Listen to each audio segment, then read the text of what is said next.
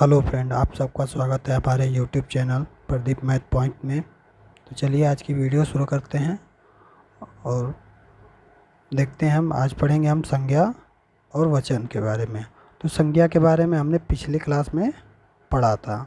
संज्ञा किसे कहते हैं, संज्ञा के कितने भेद होते हैं। संज्ञा के 5 भेद होते हैं। कौन कौन से?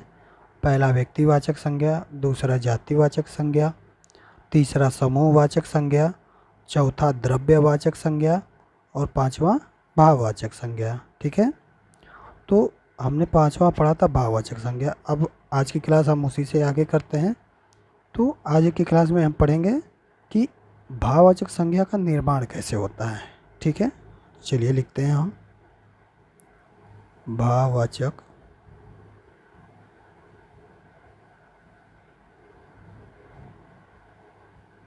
संज्ञा का निर्माण। ठीक है, तो भाववाचक संज्ञा का निर्माण, तो पहले तो हम व्यक्तिवाचक संज्ञा से देखेंगे कि व्यक्तिवाचक संज्ञा से हम भाववाचक संज्ञा कैसे बनाएंगे। ठीक है, तो व्यक्तिवाचक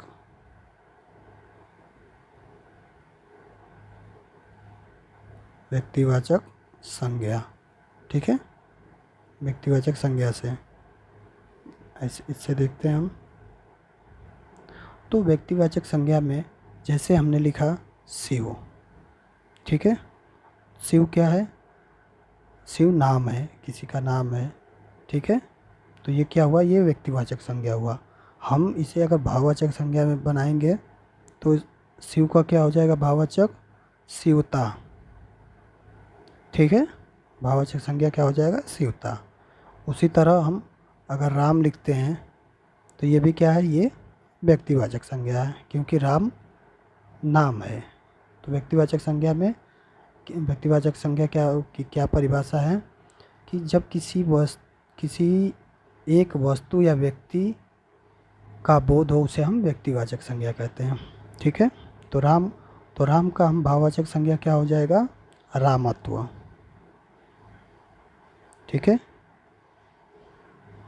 उसी प्रकार हम देखते हैं, आगे बढ़ते हैं और आगे देखते हैं हम दूसरा व्यक्तिवाचक संज्ञा से तो हमने देख लिया। अब देखते हैं हम जातिवाचक संज्ञा से।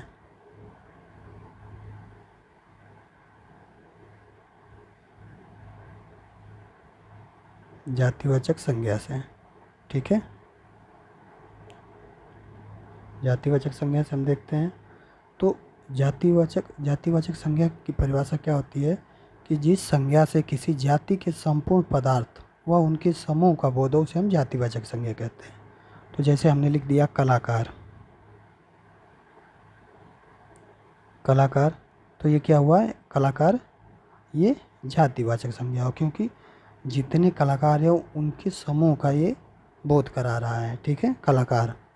तो कलाकार का हम भाववाचक संज्ञा बनाएंगे तो क्या होगा? कलाकारी होगी। ठीक है, कलाकारी।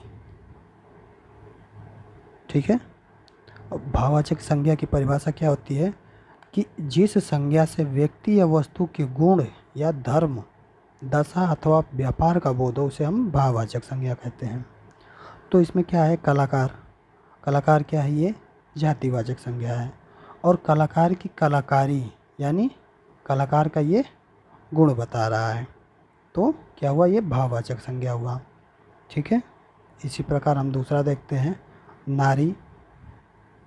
ठीक है, नारी क्या हुई? संपूर्ण नारी जाति के बारे में बता रहा है, यानी ये जातिवाचक संज्ञा हुआ नारी। अब नारी का हम भाववाचक संज्ञा बनाएंगे तो हम इसके गुण या धर्म या दशा अथवा व्यापार का बोध उसमें होना चाहिए। तो नारी का क्या होगा? नारीत्व होगा, नारीत्व। ठीक है, तो नारी की ये क्या बता रहा है? गुण बता रहा है, धर्म बता रहा है। ठीक है, तो फिर आगे देखते हैं हम पिता का देख लेते हैं। पिता,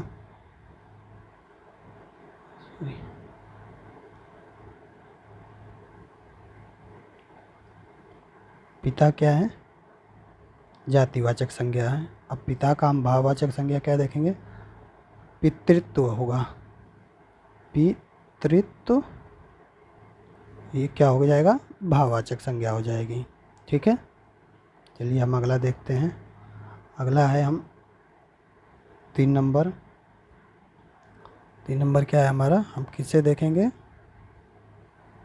3 नंबर सर्वनाम से। ठीक है, सर्वनाम से। ठीक है, सर्वनाम से हम देखेंगे कि भाववाचक संज्ञा कैसे बनाई जाती है। ठीक है, तो जैसे हम ले लेते हैं अहम।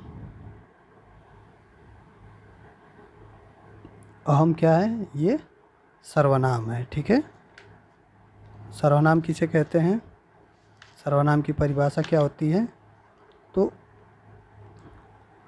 संज्ञा के बदले जिन शब्दों का प्रयोग किया जाता है उसे हम सर्वनाम कहते हैं। ठीक है, सर्वनाम किसे कहते हैं, संज्ञा के बदले जिसका प्रयोग किया जाता है हम उसको सर्वनाम कहते हैं। तो अहम क्या है, अहम सर्वनाम है।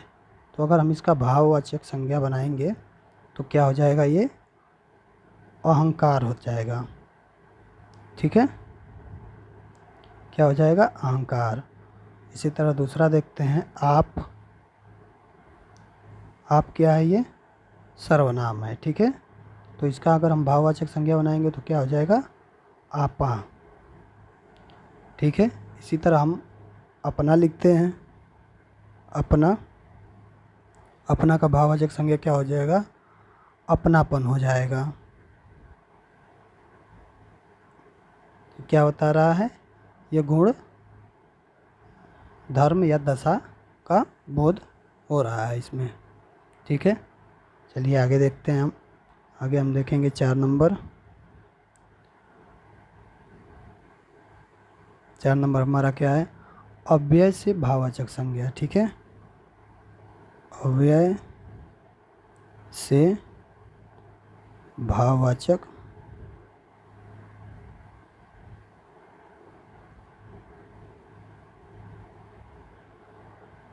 ठीक है, चलिए अव्यय से देखते हैं हम। तो जैसे हम लिखते हैं शाबाश। ठीक है, जैसे हमने लिखा शाबाश।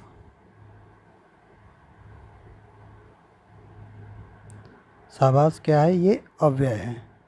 अब इसका हम भाववाचक बनाएंगे तो शाबाशी हो जाएगा, शाबाशी। ठीक है, इसी तरह एक और लिखते हैं बहुत। बहुत का अगर हम भाववाचक संज्ञा बनाएंगे तो बहुताय हो जाएगा। क्या हो जाएगा, बहुताय।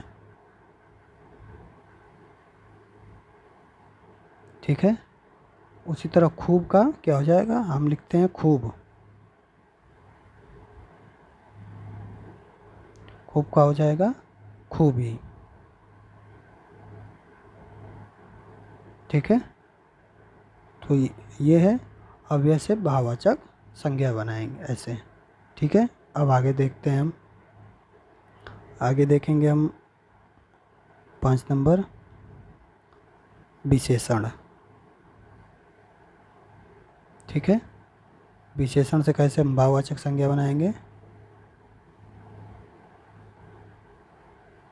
विशेषण से। ठीक है, तो विशेषण की क्या परिभाषा होती है, विशेषण की संज्ञा या सर्वनाम की विशेषता बताने वाले शब्दों को हम विशेषण कहते हैं। ठीक है, विशेषण किसे कहते हैं हम, संज्ञा या सर्वनाम की विशेषता बताने वाले को हम विशेषण कहते हैं। ठीक है, चलिए इससे हम देखते हैं कि विशेषण से हम भाववाचक संज्ञा कैसे बनाएंगे।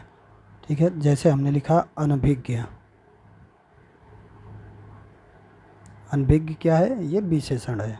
ठीक है, तो इसका हम भाववाचक संज्ञा बनाएंगे तो क्या होगा, अनभिज्ञता होगा।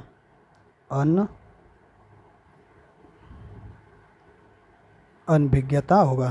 ठीक है, वैसे ही लिख दिया हम अनावश्यक।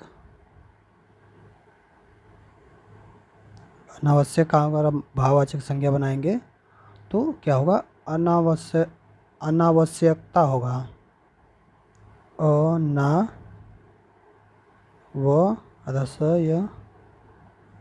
अनावश्यक, ठीक है। और इसी तरह हम लिखते हैं सुंदर। सुंदर क्या है, हमारा विशेषण है, ठीक है। तो इसका हम भाववाचक संज्ञा बनाएंगे तो क्या होगा, इसका सुंदरता होगा, या इसी को हम सौंदर्य लिख सकते हैं।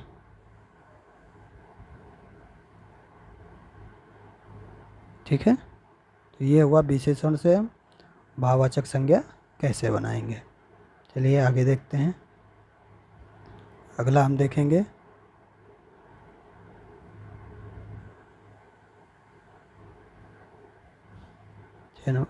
क्रिया से, ठीक है। तो क्रिया से कैसे भाववाचक संज्ञा बनाई जाती है, चलिए उसके बारे में देखते हैं हम। तो क्रिया किसे कहते हैं?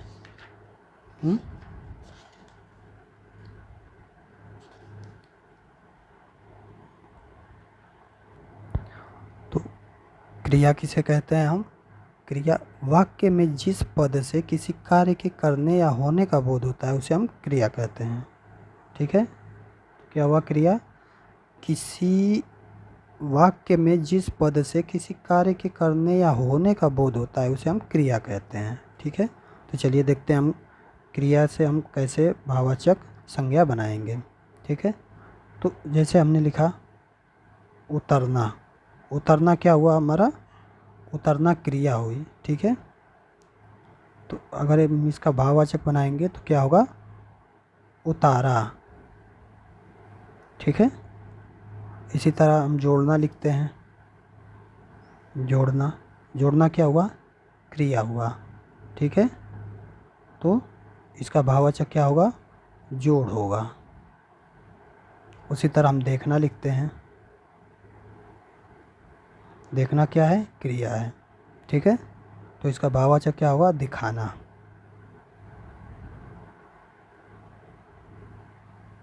ठीक है। चलिए ये तो हम देखे भाववाचक संज्ञा का निर्माण कैसे होता है, ठीक है। अब आगे पढ़ते हैं हम। आगे हम देखेंगे संज्ञाओं का विशिष्ट प्रयोग कहाँ कहाँ होता है, ठीक है। चलिए हम हेडिंग डालते हैं संज्ञाओं का विशिष्ट प्रयोग। संज्ञाओं का विशिष्ट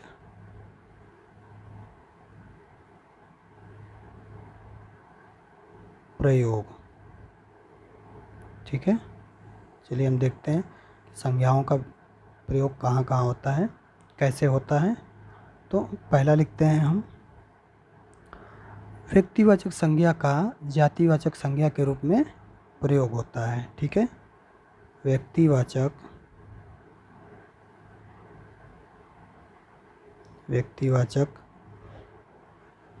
संज्ञा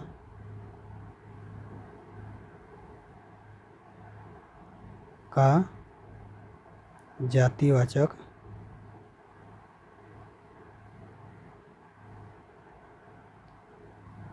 के रूप में, ठीक है। क्या है? व्यक्तिवाचक संज्ञा का प्रयोग जातिवाचक संज्ञा के रूप में होता है। चलिए देखते हैं इसके बारे में।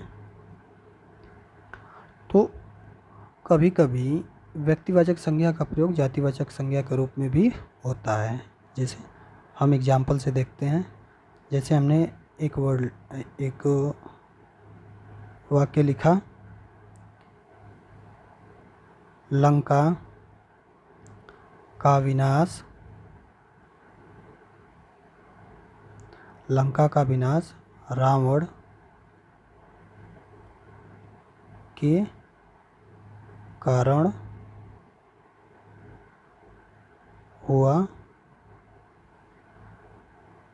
था, ठीक है। यह हुआ, हमने एक वाक्य लिखा कि लंका का विनाश रावण के कारण हुआ था। तो इस वाक्य में रावण क्या है? इस वाक्य में रावण है आपका व्यक्तिवाचक संज्ञा। ठीक है, रावण क्या हुआ, ये व्यक्तिवाचक।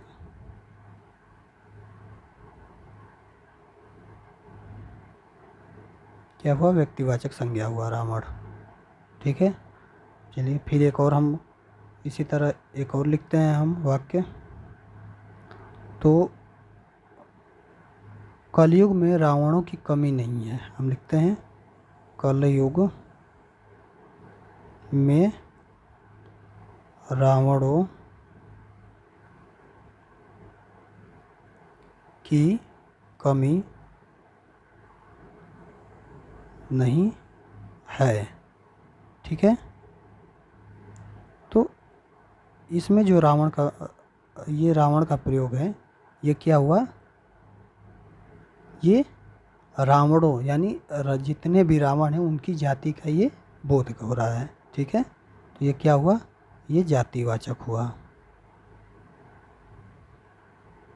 ठीक है, तो क्या होता है कि व्यक्तिवाचक जो संज्ञा है उसका हम जातिवाचक संज्ञा में भी प्रयोग देखते हैं। ठीक है, चलिए आगे देखते हैं हम। आगे देखेंगे हम जो दूसरा 2 नंबर है, जातिवाचक संज्ञा का व्यक्तिवाचक संज्ञा के रूप में प्रयोग होता है। ठीक है, चलिए लिखते हैं यहाँ, जातिवाचक संज्ञा का व्यक्तिवाचक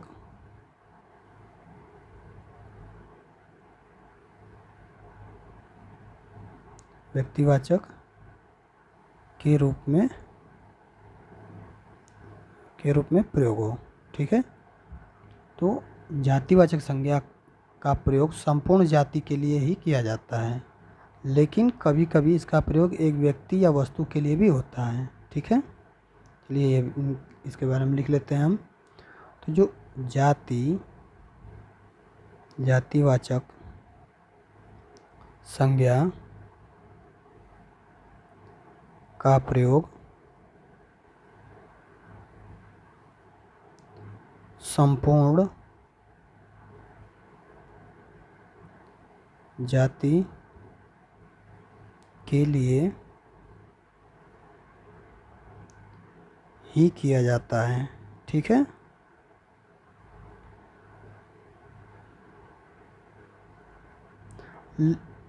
लेकिन कभी कभी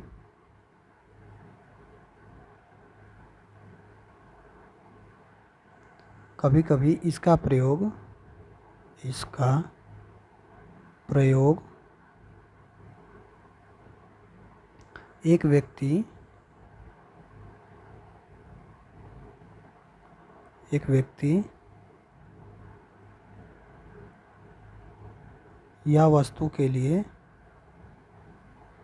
या वस्तु के लिए भी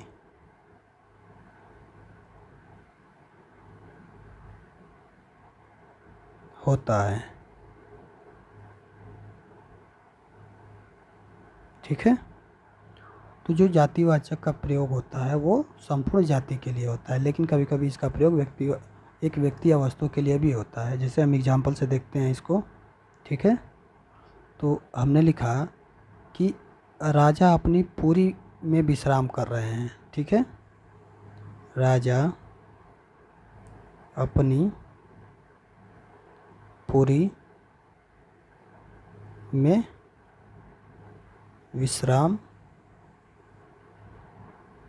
कर रहे हैं। ठीक है, तो इसमें जो पूरी शब्द का प्रयोग हुआ है ये क्या है, ये जातिवाचक संज्ञा है। ठीक है, पूरी मतलब पूरी जाति को बताया जा रहा है। ठीक है ना, पूरी समूह को या संपूर्ण उसकी जाति को बताया जा रहा है। अब चलिए इसी में एक दूसरा देखते हैं हम कि मैं पूरी जा रहा हूँ। मैं पूरी जा रहा हूँ। ठीक है, इसमें जो पूरी का प्रयोग हुआ है वो क्या है, पुरी इसमें व्यक्तिवाचक संज्ञा है। पुरी मतलब क्या होता है? पुरी मतलब जगन्नाथपुरी को हम कहते हैं, ठीक है। इसका अर्थ इसको हम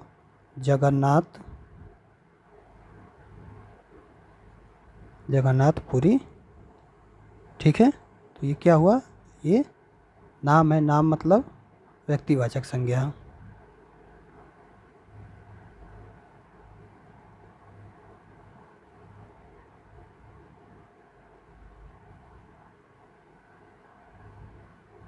ठीक है।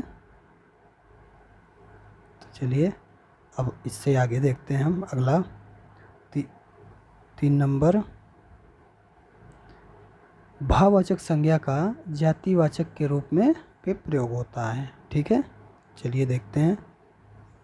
भाववाचक संज्ञा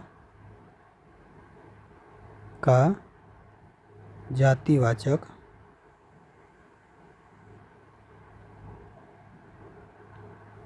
के रूप में, ठीक है, जातिवाचक के रूप में भी प्रयोग होता है, ठीक है। कभी कभार भाववाचक संख्याओं का प्रयोग जातिवाचक के रूप में होता है। चलिए हम एग्जाम्पल से देखते हैं। जैसे हमने लिखा कि इस दुकान की सभी वस्तुओं में मिलावट है, ठीक है। इस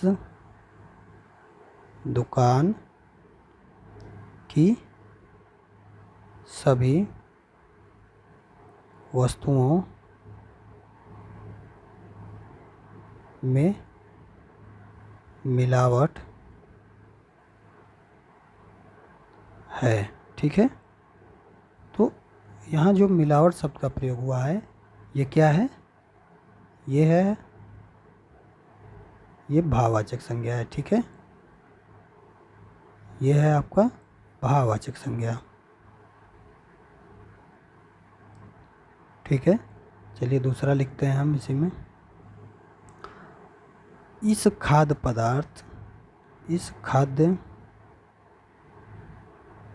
पदार्थ में 2 प्रकार की मिलावटें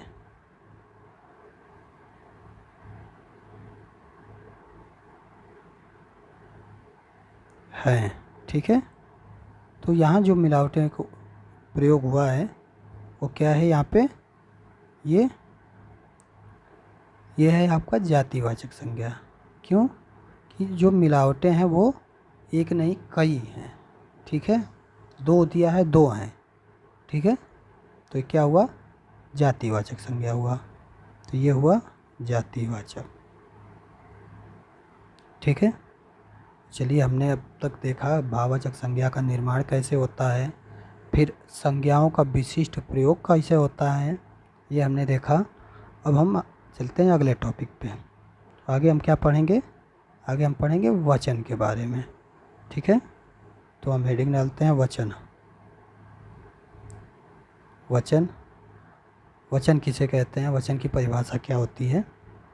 वचन का अभिप्राय संख्या से है। संज्ञा, सर्वनाम, विशेषण तथा क्रिया के जिस रूप में उनकी संख्या का बोध होता है उसे हम वचन कहते हैं, ठीक है। चलिए परिभाषा लिखते हैं हम वचन की। तो वचन का अभिप्राय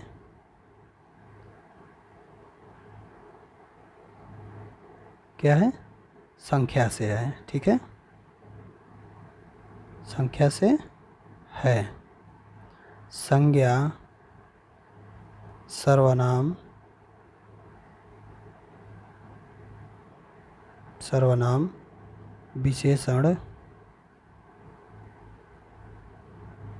विशेषण तथा क्रिया के जिस रूप से उनकी संख्या का बोध होता है उसे क्या कहते हैं हम? उसे हम वचन कहते हैं।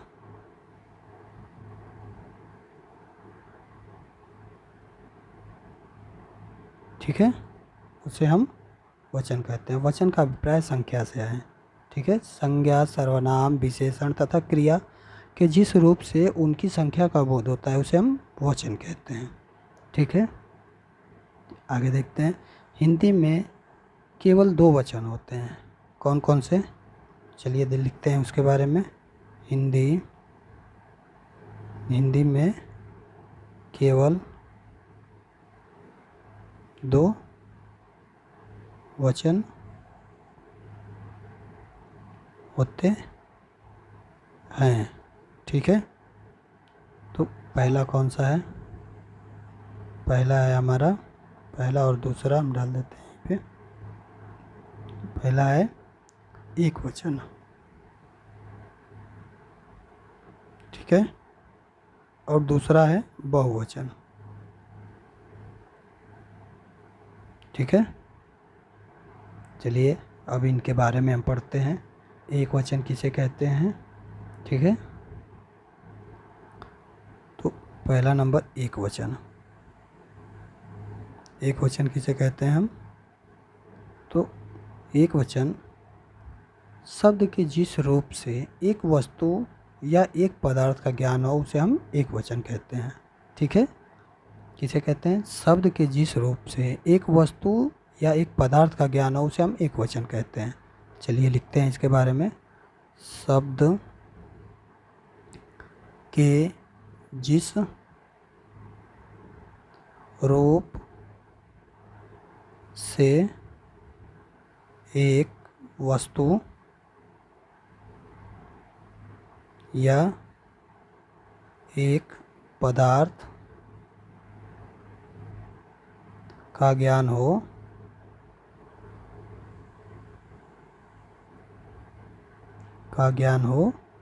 उसे एक वचन कहते हैं।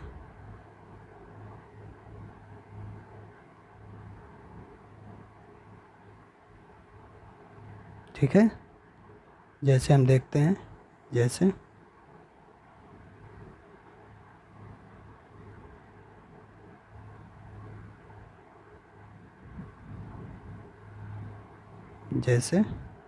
बालक। बालक क्या है? बालक एक वचन है क्योंकि एक बालक को कहा जा रहा है। घोड़ा भी एक वचन है। किताब भी एक वचन है। ठीक है, आदि हम लिख देते हैं। तो ये हुआ हमारा एक वचन। अब देखते हैं हम बहुवचन के बारे में। ठीक है, 2 नंबर है हमारा बहुवचन। बहुवचन किसे कहते हैं? चलिए इसके बारे में पढ़ते हैं। शब्द के जिस रूप से एक से अधिक वस्तुओं या व्यक्तियों का ज्ञान हो उसे हम बहुवचन कहते हैं। ठीक है, चलिए इसके बारे में लिखते हैं कि शब्द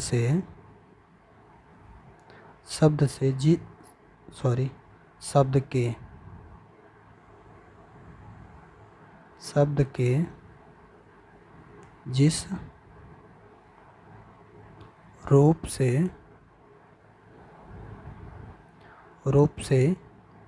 एक से अधिक वस्तुओं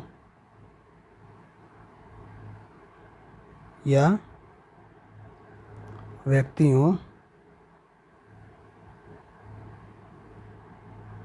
का ज्ञान होता है उसे बहुवचन कहते हैं। ठीक है, जैसे में देखते हैं, जैसे बालकों। तो इसमें क्या है? ये बहुवचन है क्योंकि एक बालक को नहीं कहा गया है, बहुत सारे बालकों को कहा गया है। एक या एक से अधिक बालकों को कहा गया है। उसी प्रकार किताबें लिख देंगे हम। किताबें, तो क्या हुआ, ये बहुत सारी किताबों को कहा गया है। ठीक है, से हम आदि। ठीक है, तो ये हुआ हमारा वचन के प्रकार। वचन के कितने प्रकार होते हैं? 2 प्रकार, एक वचन और बहुवचन। ठीक है, आज की वीडियो में बस इतना ही है। तो आज हमारा पूरा चैप्टर ख़त्म हो गया, संज्ञा और वचन। ठीक है, तो अब हम अगली क्लास में इससे रिलेटेड जो परीक्षा में MCQ क्वेश्चन है, जितने भी आए हैं उसको हम कराएंगे। ठीक है, चलिए, धन्यवाद।